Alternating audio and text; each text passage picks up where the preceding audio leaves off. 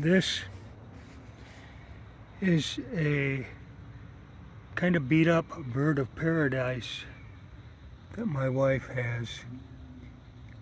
Nobody ever took care of it. I'm going to try and take care of it. As you can see, there are a whole bunch of wood ants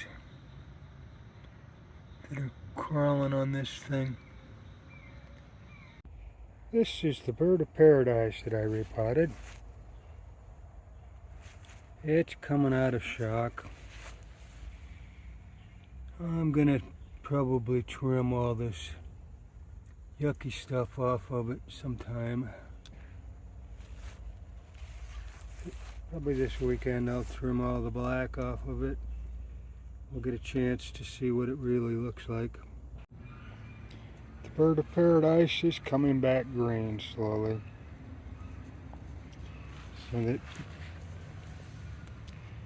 I think it's going to be okay now that it's getting watered and taken care of.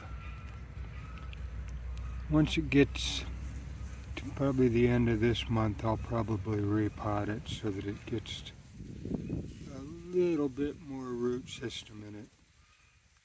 I've got some pretty good sized pots.